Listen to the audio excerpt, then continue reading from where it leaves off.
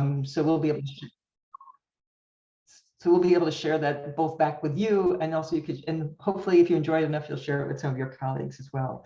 So I think this is really going to be a wonderful hour. I think it's with three really brilliant colleagues. So I want to turn this over to Ryan, and I'm really excited by this Lunch and Learn today. Thank you, Jen. Thank you so much for that introduction. And I agree, this is something we've been talking informally about for years. And so it's really nice to see all of this come together. And I should say that my background is in criminology, child sexual abuse prevention specifically. My partner is a children's librarian. And so typically there's not a ton of overlap in the work that we do. Our work stories are very different. But this is one project where we're actually like speaking the same language. So it's a lot of fun. I'm going to share my screen.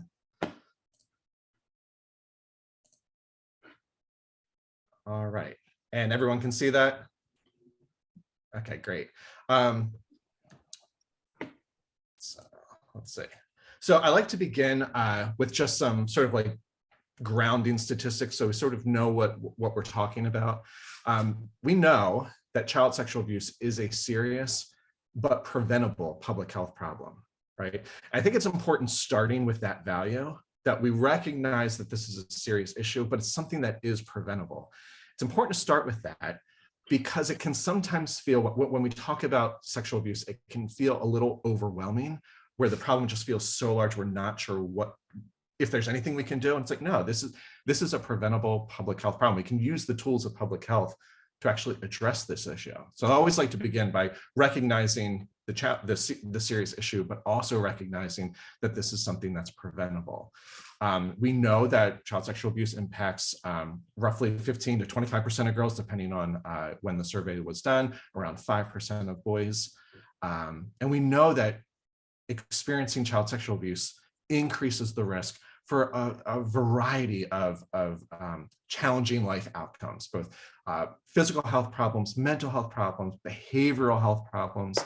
We know experiencing child sexual abuse increases the risk of potential future victimization, future perpetration. It's something that we need to address. And while we have good evidence that since the 80s and 90s, rates of child sexual abuse were decreasing, recent evidence suggests that those trends may be flattening somewhat. And in recent years during the pandemic, we have some evidence of increasing CSA experiences. So all of that has led scholars and professionals who work in our field and activists to really focus on increasing our investment as a community, as a country, in prevention, increasing our resources for developing prevention programs, prevention strategies, and then disseminating those effective tools.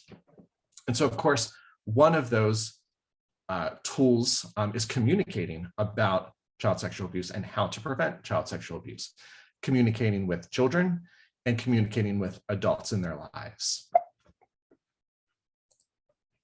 So picture books can be a really important tool in that approach.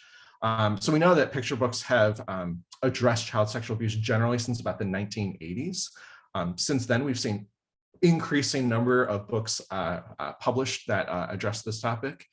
I had my graduate student do, I always say like, oh, could you just do a quick search? And the quick search is never a quick search. And since 2009, we found 189 separate book titles that in some way address child sexual abuse, picture books, 189. A large amount of books out there. And it makes sense, right? I mean, as humans, we are storytelling creatures. That's how we learn about ourselves and learn about our world. Children too, right? Through stories, children can approach new perspectives. They can look at experiences and other situations to better understand their world. I've heard educators talk about picture books having both mirrors and windows. So mirrors so that they can see their own experiences, and then also windows so they can see experiences of others. And that's how you learn about the world, by looking at things that happen to you and learning about things that happen to other people. And I really like that imagery of mirrors and windows, and picture books serving that purpose. Picture books can also offer an opportunity for the adults in kids' lives to confront these topics, right? through the shared experience of a story, and then also by giving people a vocabulary, a language, to be able to begin to open up those lines of communications. And of course, picture books stay with you. I mean, think back, I'm sure all of us have a favorite or multiple favorite children's books from when we were kids, right? And they stay with you your entire life. The monster at the end of this book, it's a Sesame Street Grover book. It's quite compelling. I encourage everyone to read it. But that stays with me now, 39 years later. And so these things stay with us. And so because of that, they offer an opportunity to communicate those prevention messages. We also see picture books being able to be used universally. So, all kids have access to them. Have access to the stories. And then we also see them as part of the therapeutic process. So for kids who have experienced child sexual abuse, sort of learning how to process that experience, and picture books being a part of that. So picture books represent a potentially really powerful tool. So it's interesting from the research side of things, there's actually not that much research that has examined picture books as a prevention tool for child sexual abuse. There's not a ton of research, either in terms of like critical analysis or evaluation research. But there are a few studies, and I've listed them there, and I have the reference at the end of the slides as well, which I think everyone will have access to at some point, perhaps. And so a couple studies did a content analysis of major books published in this area. And so that research I've synthesized here has really found some common themes. One, a focus on school-age children, so 7 to 12, which aligns with when many kids experience child sexual abuse. It would be great, obviously, to have more for younger kids to get, obviously, before things happen. But typically I focus on school-age children. And in identifying the major themes found in these books, disclosure was a prominent theme. So telling an adult or an authority figure about abuse experiences, that is covered in the majority of books. Many picture books also talk about body empowerment, ownership over body, personal space. And then we also see safety skills being frequently discussed, right? And so some of these, depending on when they were published, focus on different themes. So we see a lot of like discussions of secrets, good secrets, bad secrets, when secrets need to be broken. That is a common theme. Or in sort of like older generation books, we've seen good touch, bad touch being a common theme used. Or saying no, for example, how to say no, how to practice saying no is a common theme found in these books. We also see many of these books have resources for adults, because remember, there's sort of like a dual audience in a picture book. So obviously for children, the audience where who the book's being read to, but then also the adult, the caregiver or the reader, that is a second audience. And so many of these books have resources at the front or at the end of the book to help facilitate conversation, how to broach these difficult conversations. And so we see a focus on both children and adult readers.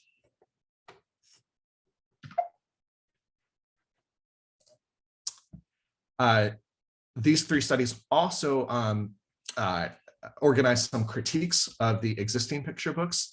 And what they found was that many books have incomplete messaging, which is understandable because no one single book can cover every single topic with every single child sexual abuse experience by itself. But some of the sort of the major gaps were when kids were taught to find a trusted adult or to find an authority figure, it didn't explain how to do that or what to say in that initial conversation. Many books left that part out. Also not covered in a lot of picture books about child sexual abuse is what happens after you tell someone. And we know from research that how adults respond to kids who disclose a child sexual abuse event to them really matters in how they sort of process that experience. But that typically is not included in many of these picture books. These authors also talked about how the picture books used a variety of different terminology for body parts, and usually, in fact, in most cases, the anatomically correct terms were not used, which again is a challenge because not using those anatomical correct terms reduces kids' ability to actually communicate exactly what happened to them in specific and clear ways. The authors also talked about and critiqued how perpetrators were sometimes depicted. And so frequently people who engage in child sexual abuse are depicted as monsters, or the red eyes, or they're just in shadow, or don't have a face, or disembodied hands. And on the one hand, this might be reasonable if you don't want to say that this is what a person who engages in child sexual abuse looks like. You don't want to keep it narrowed on that focus. But if it's interpreted as the folks who are likely to do this are strangers, then that's not the right public health message, because we know that most of these cases happen within families, friends, peer groups, that sort of thing, so when that's known to the child. And then finally, in terms of a critique, there was sort of a lack of an intersectional perspective, how race, gender, and disability patterned the experience, that typically was not covered in many books. So where do we go from here? This is just sort of my thoughts in terms of what needs to happen. So for future research, I think we do need to evaluate the effectiveness of picture book messaging, not just in terms of what messages are being communicated, but how are those messages being received by the child and by the adult? And is that communication effective? Does it sort of open up those lines of communications in the way that we want them to? We should also assess representation in characters, who gets depicted. In our books, we know that representation matters. And also what kinds of CSA experiences are depicted. Making sure that the variety of experiences that kids might experience are sort of covered in our picture book communication. And then in terms of my thoughts for picture books in the future, as someone who's never published a picture book, so there's that caveat, figuring out how to incorporate more key prevention messages, and working with obviously illustrators, picture book authors, editors, and public health scholars and professionals in our field. How do we sort of incorporate the most important and more prevention messages in these books? One area that I think is really important would be increasing our focus on perpetration prevention. So we know that 50% to 75% of cases of child sexual abuse involve another kid, someone under the age of 18, as the person who engaged in that harmful behavior. And so picture books represent an opportunity to speak not just to potential victims of child sexual abuse, but also for people who are engaging in harmful behavior, teaching people how to have responsible behavior with young children. And then finally, addressing and committing to focusing on diversity, both in characters and experiences. So that is my time. I'm going to take over as moderator. And so if you have any questions in the chat, or if you have any questions, put them in the chat. And then at the end of our 3 talks today, we will dedicate some time to answer those questions. So, all right, Kevin, I think you are up. Thank you, Ryan. Appreciate that. Actually, I'm taking some notes off your training. I like that. There's some good information there. Are you going to be doing the research on with these children's books? I hope so. That's the plan. Yeah, I love that. I love that. Right. Going up for tenure. So that is the plan. So let's see if this works with me sharing. All right. Did that just come up? Can you guys see my PowerPoint? Right on. Okay. So, hey, and first, thanks to Joan and Krista for having me and to be part of this group. And it's definitely an area I have a passion for. And so what I'm just going to talk about is just the children's book that I did write, actually 8 years ago, and just tell you a little bit about kind of why I wrote it, but also then what are some of the key features in it that I feel like are critical for the little people that we're working with. And just at least the key features that I highlighted in it. So let me get to the first slide, if I can get it to work. Let's see, there we go. Okay, so the first thing I'll just say is that the reason I wrote this book is I've been a psychologist therapist for, first a therapist, master's level therapist, and then a psychologist for, been doing this work, working with at-risk, or I like to call at-promise youth and families for actually about 35 years. And my first 10 to 12 years were working with the little people, right? Little kids, age 2 to 10. and a lot of them have been sexually abused and all that. And then later on, is working with the adolescents, the ones that have done the harm, right? And so, pretty early on, really kind of, I just kept thinking like, what, rather than just address the aftermath of this, what can we do to stop this from happening in the first place? Because a lot of what I was doing was reactive after a problem has happened. So wanting to just have this desire to be proactive and prevention oriented, which is one of the reasons I'm a big fan of Jones with, she's been talking about that for years. And she's kind of the guru of that area. So I like hanging out with her. My other reason I wrote this book is that I became a parent back about, a while back now, 16 years ago. And 15 years ago, almost 16 years ago. And when my daughters were preschool age, I have two daughters, all of a sudden I started realizing, oh my gosh, I got to leave them at this place with people that I don't know. And, and with the work that we do, I was just hyper vigilant to it. It's like, whoa, because I know the after effect if they do get harmed. And so I immediately started looking at prevention books. And so I got to read them some books before we start this preschool thing. And almost all of them, a lot of them I found were kind of what Ryan was saying. They're oriented towards that kind of 7 to 12-year age range, not hardly any of them for the little people. And the ones, and I was going to try to fit it in with my little girls, but the narratives were too long. The concepts and the language was things that it would just go right over their head. And so that's why I wrote the book. And so my book's called Our Very Special Bodies. It's for ages preschool, kindergarten, and kind of that early elementary school age.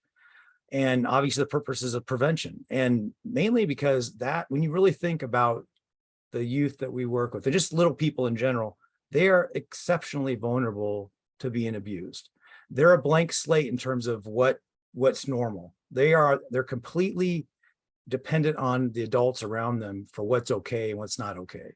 So that makes you pretty vulnerable. And so I wanted to write a children's book that would start facilitating that communication, kind of what Ryan was saying about, that more that we can have that communication with families and getting them to open up about things and talk about things, to have that open communication that, hey, we can talk about everything and anything, including your very special private parts, right? And you wanted them to also have the knowledge, because they don't know what's normal is whatever the adult around them is saying, right? And so I wanted my daughters to be equipped with some of that knowledge before they went into school. So, and the research, Ryan is absolutely correct. There's very limited research in this area. And actually I found another reference. Thank you, Ryan. I'm going to, but what I will tell you is that in general, what we know, even though it's very limited, is that the more that parents, families, loving caregivers have open communication with their kids, that really does help lead to healthy development, not only when they're little kids, but into their adolescence. The more you have that open communication to talk about their bodies and sexuality and all that, that's a really good protective, healthy development thing. And from what we know so far, that also can help reduce sexual abuse. So that's why I wrote this book. This is obviously, before I tell you about my 8 key factors of why I wrote, what I think are more key for the sexual abuse prevention for my book, is I wanted to tell you why I am an author and not a professional illustrator. This is me. I wrote this for my daughters. I actually didn't plan to publish it. So I have a book with this kind of writing in it. So then I hired my good friend, Chris Hyatt, who knows how to draw. And so anyway, I just wanted to highlight, I upped my game, when I got an illustrator. So this is why I'm not an illustrator. I'm sure I'm not going to get anybody wanting me to do that, but I wrote the book originally just for my daughters, right? So I had to do all of it myself. So anyway, let me just highlight 8 key features real quick that I think are real critical for the work that we do and to be more proactive, prevention oriented. The first one is, and I know that Daniel has one also, kind of has that note to parent kind of thing, that how important that is, and kind of what Joan was saying about you also, and what Ryan was saying, that you got to think of that as, this isn't just for the little people, it's for their parents, it's for the adults in their life. And so I have a kind of a note to parents, or what I call loving caregivers, to just before they read the book, here's things to think about. Here are some that, so they're kind of informed consumers about the whole issue. and how they can personalize it and individualize it to their kids. And so that's why I have that. That's one thing. The second thing I think's critical that I put in my book is I made mine really multi-sensory. With little people, those preschool age kids, I mean, it doesn't take their attention spans like, not a whole lot. So the more it can be interactive, so I have them pointing to things or touching, can you point to your foot, or can you, point to your mouth, that kind of stuff, and dancing and answering questions. So multi-sensory. The third thing is it introduces the concept of touch, that just even understanding what that is, and hugging yourself and loving your body, and touching your arms and your feet, and you're just understanding, and that kissing is a type of touch. I have another one about their mouth that they used to eat with, but just understanding all your body parts. And then I get into actually the more private parts, body parts, and so using the word vagina and penis and breasts, and just getting them to understand those terms, anatomically correct terms. Now, I have had some people tell me like, well, Kevin, you really should use, well, you can't teach a preschooler the urethra and the vaginal canal and the testicles and the scrotum. You just can't, right? So I always try to explain, you just got to be a little bit more basic so they just know that area, and that's for communication. And what's interesting, and this is the research that actually Ryan actually cited this too. I think I put 2021 because the online version came out 2021, maybe it's 2022, but where they did content analysis of the books out there and found out that 91% of the books do not actually use the names of anatomically correct, for the genitals. And that's problematic, right? In terms of you want our kids to be able to start learning that and opening up about it and talking about it. And so I thought that was kind of interesting. And then the fifth thing I have on here is just to the importance of writing a book where they understand that their bodies are special. And you want to do it without scaring them or making them feel ashamed about their bodies. And I think that's one of those tough things, right? Because you don't want them to be scared about anything or people in general. It's just so a big part of what I was trying to do. And that's kind of my thing, strengths-based kind of orientation, wanting it to be a positive message. And just that, hey, these are so wonderful that you keep them private, right? And we talk about the swimming suits covering up those private parts. And so anyway, that was another theme. I also, in the book, I wanted to be, because of myself, I wanted my kids and I want other kids and parents to have conversations that are specific to their family. So there's questions about like, okay, so who are the people in your life that can help you when you're taking a bath? Or who are the people in your life that when you use the toilet that can help you there? It shouldn't be everybody, right? Your parents are going to tell you who those people are. And so it's specific to them, which I like. Once again, it's specific to their family. So everybody starts understanding the norms of that. And kids know if somebody outside of that is trying stuff, they know to go to their parents and talk to, their loving caregivers and talk about it. The seventh thing I have on here is just also highlighting how, like who and how to tell. If somebody does touch you somewhere and you don't feel comfortable about it, who do you talk to? And I will give you, actually, when I wrote this book for my preschooler kids, Kiana and Malia, who, by the way, are the main characters. And they're two of the main characters. Kiana and Malia are the two girls in here. And I have a little boy, Eli, because I needed to have talk about penises and stuff, right? So I have a little nephew, Eli, although he's not really little. He's way older than my daughters, but he was 20 something when I put him in here, but he was okay with being their little brother for this. So anyway, but I was going to tell you when I wrote this for my daughters is that they were the greatest editors ever. Like I would read it to them with trying different wording. And one of the times when I first started reading to them, I had on here, hey, go tell an adult. And they're like, what's an adult? They didn't know what that word is. And I explained who it was. They said, oh, you mean a grown-up? I was like, oh. So they like gave me the wording that I needed for little people. Like it was kind of, and they were kind of brutal editors too. I had one place on there where I talk about Malia hiding behind a couch and I say, and Malia's being funny by hiding behind the couch. And they look at me like, Dad, that's not funny. I'm like, oh. So they agreed that I could say it was silly. but it was not funny. But these are the brutal editors I had for this thing. But anyway, so I got off topic. But anyway, fun little anecdote.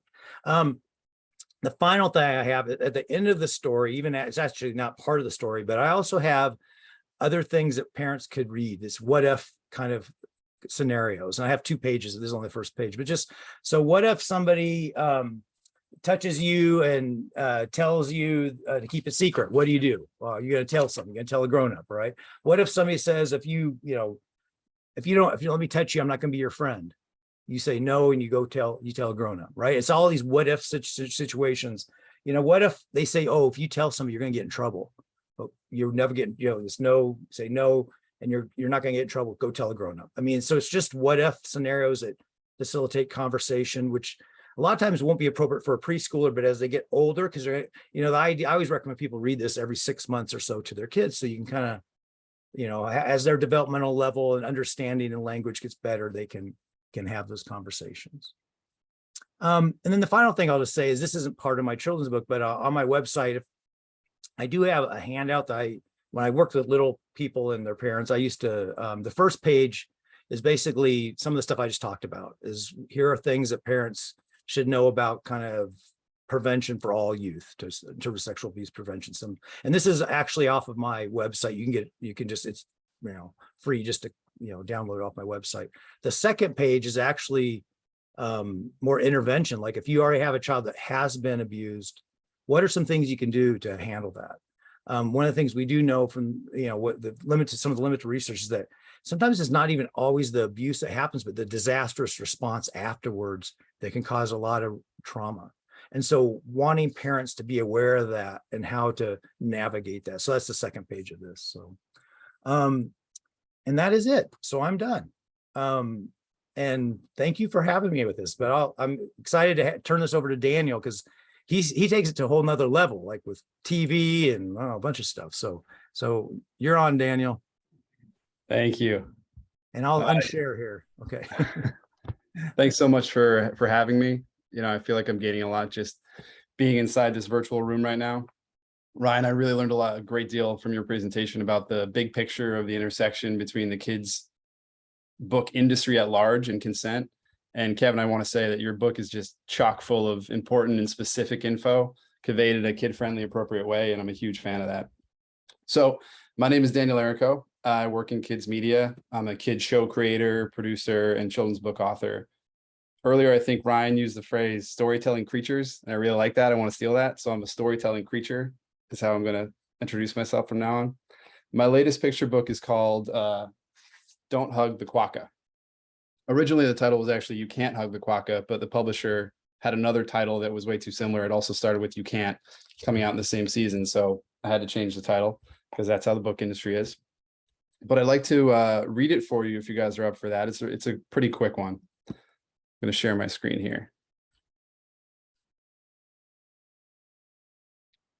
So this is Don't Hug the Quokka. It's written by me and illustrated by Mia Powell. And on this first page here, it shows you that quokka is pronounced quokka, as the way I'm saying it. But in North America, a lot of people say quokka. So you're not necessarily wrong if you say that. It's a regional dialect thing. And they are real animals. I get that question a lot. They're from Australia. They really exist only in a few places. An island called Rottnest Island off the coast of Perth, and another one called Bald Island. And I love those names. I feel like they're very literary, fantastical names. This is the quokka. I thought you should know. He's cute and he hops and smiles like so. If ever you look and see him below, standing in front of you, waving hello, don't try to hug him or he will say, whoa, back up, go on, 3 more steps, there you go. He'll draw out a line on the ground with his toe. You can't touch the quokka. The quokka says, no. His cheeks will look fluffy, softer than dough. Don't try to squeeze them. The quokka says, no. Don't try to sneak up behind him real slow. His tail has its own way of telling you, no. He doesn't want hugs outside in the snow. Even when frozen, the quokka says, no. He might stretch his arms and make a big show. That's just a yawn. The quokka says, no. And what if he naps and cuddles up low. Even when snoring, the quokka says no. What if, just what if, you hug like a pro? What if you ask 7 times in a row? He already answered you pages ago. You can't hug the quokka. The quokka says no, in all sorts of various ways here. He even sings it. So don't hug the quokka. That is, unless you ask for a hug and the quokka says yes. And then we have a note to parents and caregivers, similar to Kevin's. And it is written by Dr. Karen Rain. And I won't read the whole thing to you, but I can give you a quick summary. She starts by talking about the value of hugs, and that some people say we need 12 hugs a day for personal growth, which actually surprised me. It seems like a lot, but that's great if people are getting 12 hugs. And that historically kids are expected in our culture to give hugs as part of a community. The example she gives is, go hug your grandmother, which is something that I experienced as well growing up. And that hugs are often the first kinds of interpersonal touch that children get to learn to navigate on their own. And she says that this book is meant to be a starting point for allowing and trusting children to create their own boundaries. She talks about the fact that some kids are already confident in their nose and might actually need to soften them, but that doesn't mean that there still might be situations in which they have trouble, certain specific situations where they lose that ability to say no in the same way, with the same confidence. And then there's some kids that have trouble saying no in any circumstance. And there's a gap between, often a gap, not always, but often a gap between what parents learned and what they now need to teach their kids about saying no. A parent might be one of the kids that was told to hug their grandmother consistently growing up, and they might feel a little less equipped to teach their kids something they weren't taught. So she offers prompts for the parents and caregivers. The first scenario is when and how to say no. So how do you know if you do not want to hug someone? What are the ways that your body tells you? How would you tell someone if you did not want to hug them? And what would you do if someone tried to hug you without asking first? And then the other scenario being when and how to say yes. Because again, sometimes kids have trouble saying yes. And sometimes they're taught to be coy about wanting something. The example of this problem that she gives is with tickling, when children can learn to say no when they still want to be tickled, which can look very similar to when you don't want to be tickled or when you don't want to be touched. So going through scenarios with the prompts of how do you know if you do want to hug someone else? What ways does your body tell you? And what are the, how would you tell a friend that you want to hug them if you did? And then the very last part, she addresses the ending of the book, talking about the goal of being totally certain about the quokka wanting a hug, really the gold standard of ensuring this mutually enthusiastic physical connection. And the last line she puts in this note is, ending on this note of certainty around connection can offer you and your child a point for joy, celebration, and ultimately hugs, which is similar to the book itself. We're trying to end on a note of what that can look like in a positive way. There was actually a bit of back and forth over this last illustration between the publisher, myself, and the illustrator, because there can sometimes be a disconnect between the illustrator and the content, and the communication can get a little messy. But the illustrator, Mia, who did a wonderful job, originally had the quokka hugging the character, the human character. And we had to change that because we wanted to differentiate between the person that gets the hug in the end or is offered this mutually enthusiastic hug. Because this character has been persistently not, trying to get a hug, but not listening. So we couldn't really have it be that person who gets the hug. So generally speaking, the focus of this book, it is about your personal bodily autonomy, but it's even more so about accepting and respecting someone else's boundaries. So learning how to recognize a lack of consent and ultimately what enthusiastic consent looks like. I wrote it because, part of my broader charge here, I think, in kids media is the job of teaching children about the world in an accurate, positive, nurturing way. And consent is something I've cared about my whole life. And in this case, consent with this subject, it's about addressing a cycle that we're trying to break, about a culture we're trying to change. And I think that kids media is invaluable in that effort, and that, kids media can change the world for the better. One of the things that I do with kids at readings for this book is I use a quokka here that I got from the World Wildlife Foundation. And this is pretty accurate, I think, to what they look like. And then there's also this, which has a face. It's a quokka, and it shows different emotions. And so what I might do with kids is have, if the quokka is smiling, but says, I don't want to hug, do you then have the right, should you go hug them?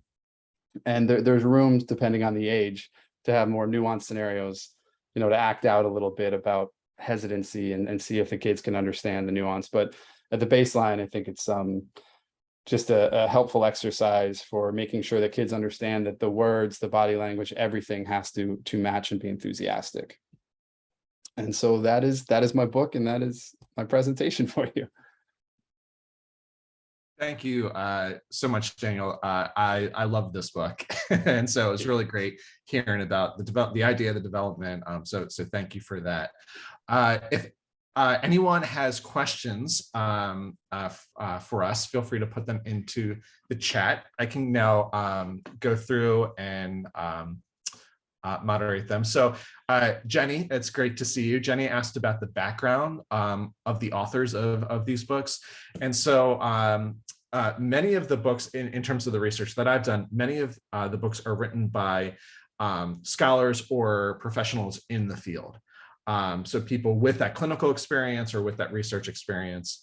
And so what Lambert and Craig have argued or said is that sort of like previous generations of books focused a lot on the educational communication piece, but not so much on the illustrations or the literary merit.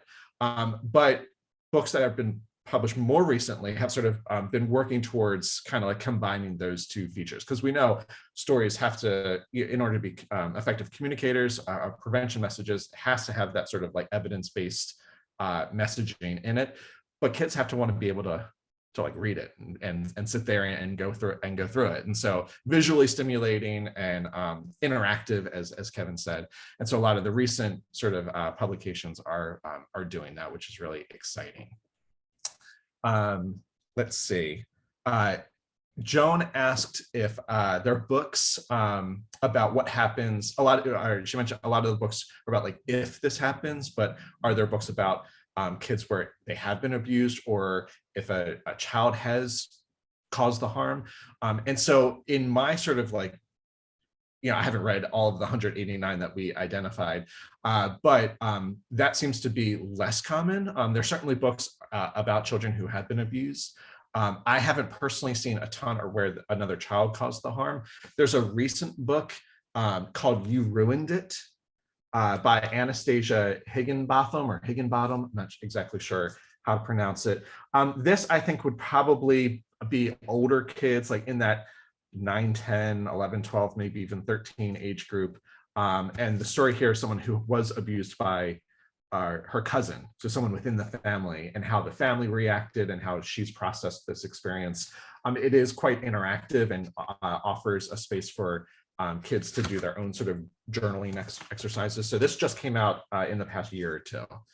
You Ruined It, but certainly not a ton of books, I think, that have taken that position. So this question will be for Daniel and also for Kevin as well. Did either of you get any sort of resistance around this idea, the storyline, the publication? Was there any concern from editors or from parents or anyone about sort of broaching these topics? I'll hop in first, if that's all right, Kevin.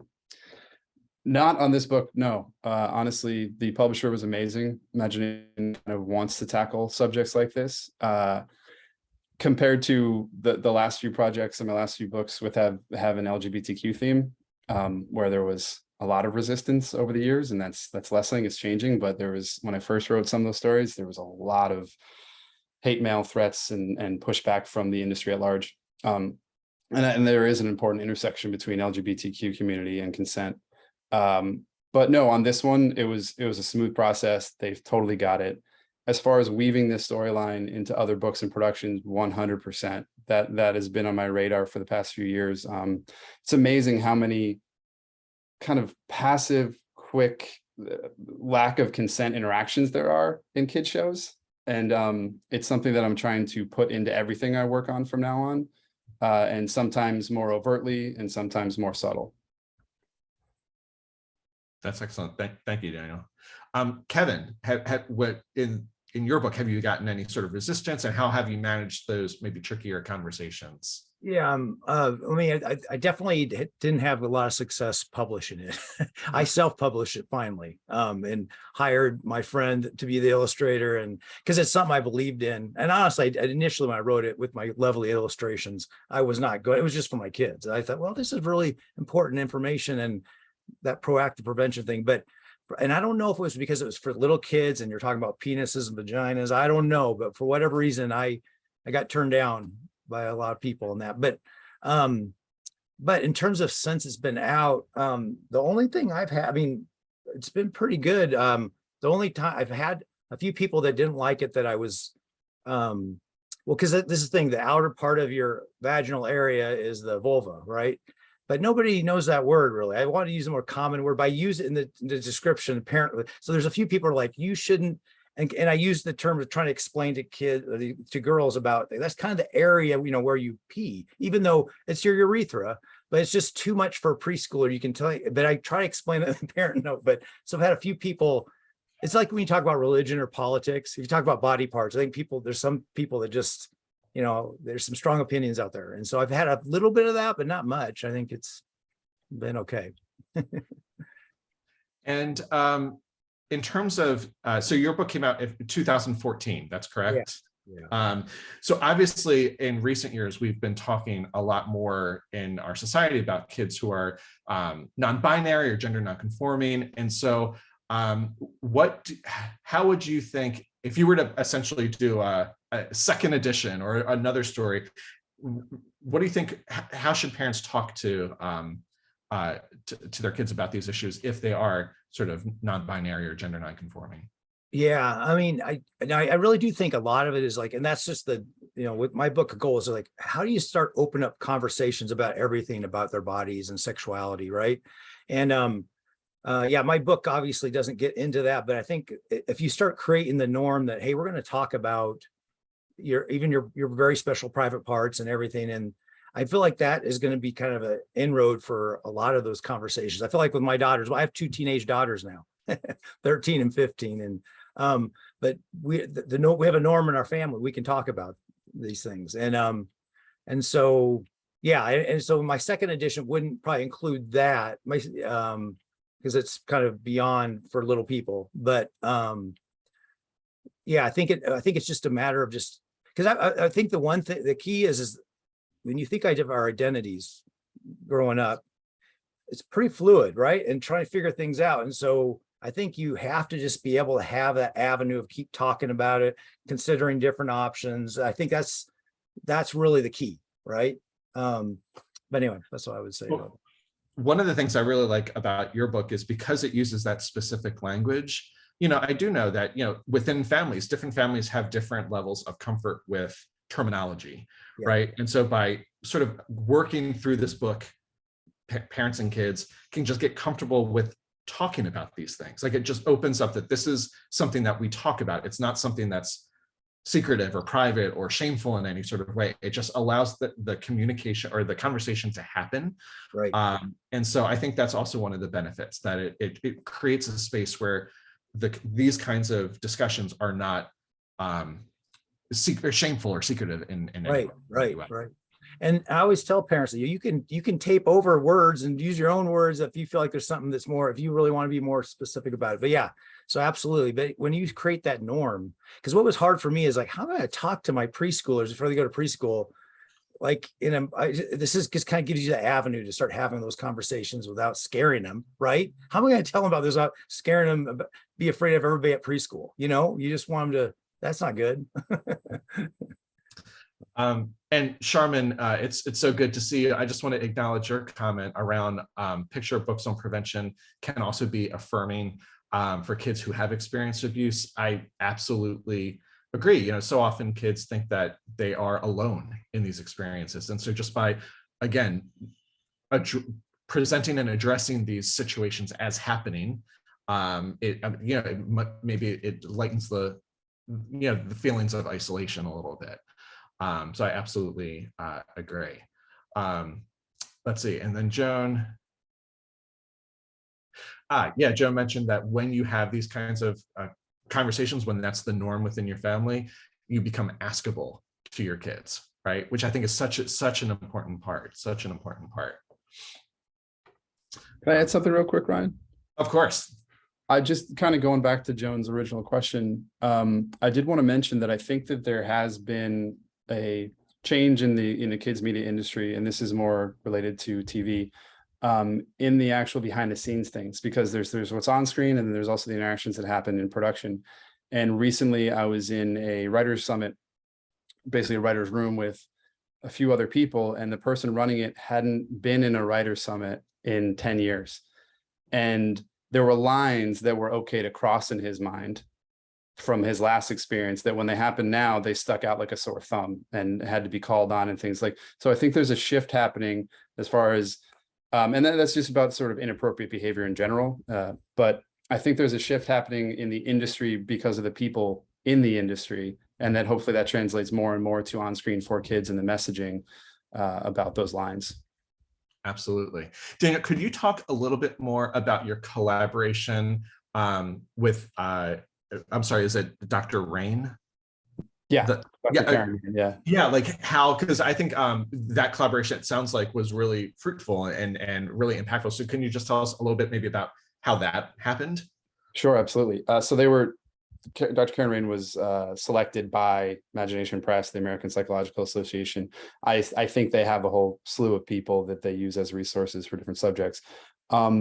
The big disappointment here is that I never got to speak to her directly. So it was all through editors. I don't know if that was by design or not, but there was a lot of back and forth that I saw in email history and things like that. Really, the biggest debate point was surrounding the ending, but there were a few notes from her that were super helpful as far as, in some cases affirming which examples I was using for showing, that you don't want to hug from the quokka. And then just some things to keep in mind while we were editing it, as far as what, the psychological side of things that I'm not qualified to be speaking on. She just really added so much value. And the note to parents and caregivers, when I first read it, I had trouble getting through it. I was a little emotional. I thought it was so profoundly well worded and important to have. So my takeaway from working with her is just gratitude throughout. That's incredible. I really love that story. That's that's what we want. We know that collaboration with people from different perspectives creates in the end even better product. And it's really just fascinating, the conversation about the ending, because I never like thought that before. When I read the book, that thought never popped in my head, but it makes perfect sense, and it absolutely changes the nature of the story being told. So that's just really, I appreciate that. There was actually also, I forgot to mention, the original ending line was "unless the quokka says so," because it was keeping with the rhyming scheme of the no, no, no. Yeah. And that was something where she had a lot of value, because she said, that's too ambiguous. Like saying so doesn't really give the enthusiastic consent we're looking to end this on. Yeah. And I'm so grateful for that change. I think that saying the actual yes was really important, and I had to give up my mono rhyme dreams and go for yes, and I'm totally happy about it. Yeah, that's fantastic. So can I ask what's next for you in terms of book projects that you want to work, or you talked about maybe weaving these themes of enthusiastic consent throughout future projects. So are you able to talk about anything that's next? Sure. Yeah. I've written season 2 of Bravest Night, and we're hoping to get started on that soon. Also, there's a short I have on Hulu called Rosaline, which has a queer female lead, and we're looking to make that into a live action series. I just signed with Gaumont, a French studio, on that one. And then there's also a project I'm really excited about that's a slightly more autobiographical, called Port Cosmos. It's got a steampunk theme, a water-covered world, and it's an animation for kids, but it has environmental themes, but also the main character has OCD, which is something I was diagnosed with at around 10 or 11. But yeah, consent is going to be part of every interaction, every time that characters touch. That's something I'm going to be focused on, yeah, as far as how that happened and whether that it was done the right way. I absolutely love that. in just sort of having conversations with folks over the past few years, sometimes there's this like, oh, well, we can't do that. You know, like, oh no, that's too much, or we can't use these terms, or we can't do this, we can't do that. Like, I love your commitment to just doing it and doing it right. So I'm glad you feel the same way, because to me, I think that the kids media has been tiptoeing steps forward, and we can be taking huge leaps. Yeah. I don't think kids are the problem. I don't think they're the ones holding us back. And there's also a lot of wrongs that need to be righted immediately for kids that are growing up today. Yeah, absolutely, absolutely. Kevin, do your future book ideas? If do you have what are you working on in terms of the stuff in this space? Yeah, well, I actually am writing another children's book right now, but once again, I'm having a hard time finding a publisher. So right now I'm actually hired my buddy Chris Hyatt. She and I went to high school with her husband, and I've known them forever. But she's my illustrator. So I'm right. The book is about healthy character qualities, and what the research shows about what are healthy character qualities that we can introduce young kids, right, starting preschool on. That will help them go on to have a life that good outcomes and being resilient. My research is on resilience, protective factors. And so I highlight, kindness and empathy and emotional regulation in the book, just some things that really can help them to be successful out there. So it's actually almost finished in terms of illustration. I wrote it during the pandemic in 2020. I'm just sitting at home, we're hanging out. I was like, well, and it was right after, I feel like we've had many years more recently where there's public figures that have been demonstrating the opposite of healthy character qualities. And it just was killing me. It's like, oh my gosh, how can this be? It's like, I don't want, and so whatever we can do to, and kindness, not only for yourself, but for others and for the environment. I put all that stuff in it. But anyway, so once again, I love hearing what Daniel's doing and you're doing, Ryan, and everybody, just because it's like that prevention, being proactive. Let's give kids and their families, the parents, the tools to develop into healthy human beings, right? I would love it if we have less people coming in the door for therapy, right? But anyway, so I'm doing that, and like I said, doing my research on resilience, protective factors at Colorado State University. Yeah. That's fantastic. Well, keep us all posted as you go along with that. Sounds good. And then just in terms of sort of my future with this area is really thinking. My focus is typical on perpetration prevention. Yeah. Young, adolescents, young adults with problem sexual behavior. How do we sort of message perpetration prevention to that population specifically, and thinking about what would the key messages be and how would they be depicted. It's just something I'm just fascinated by. So we have just about 3 minutes left, I think. Any other final questions for Daniel or for Kevin? And Joan, also, and Krista, I want to make sure you have time to pop back in and say any final thoughts that you have as well. I just want to say just thank you we always try to end exactly at noon, or at 1, so this is great to give a few extra minutes. I just want to say, Ryan, Kevin, and Daniel, this has been just fantastic. What a great sort of summer conversation. I just think the perspective that each of you brought to this conversation is so important. And Daniel, I'll get back to you about the example of Frozen. I can't remember who was asked kissing whom, but there was an example. And Daniel, that's huge, just to be able to introduce the idea of consent into storylines at the kids level. It makes my heart sing. So I just want to say thank you, Kevin, for all the work you do, and for Ryan, this amazing introduction. So and then we'll be back in the fall with some of our more serious sort of formal lunch and learns, but I think this is going to be a highlight, and we'll definitely blast this out to everybody else who signed up for it. And I think actually even those who didn't sign up, we're going to blast it out. So thank you, all 3 of you, and thank you to Maka again for helping us host this each month. Yes, thank you all again. And this brought back a lot of memories for me. In a past life, I was a certified sexuality educator for many, many years I love what Kevin calls at Promise Youth. When I worked for Girls Incorporated for 14 years. And that's one of my roles in the agency. I taught youth for many years, sexuality education, all ages, from 5 to 17. So, and now my own son is 19, and we had those conversations early, start using those words right away, and there will not be many questions later. So thanks again for this really great presentation, and we'll be bringing many more PSB lunch and learns. We're taking August off. August is a vacation month for people, and so we'll give you the month off, but we'll be back in September. So thanks, everyone. And Kevin and Daniel, Ryan, and Chris, if you can stay on for just a few minutes afterwards, that'd be great, whenever he signs off. Sure. Thank you, everyone.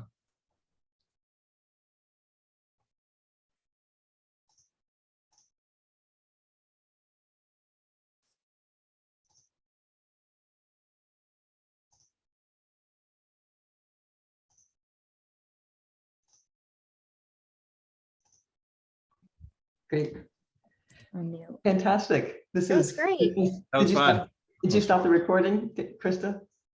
Oh, no.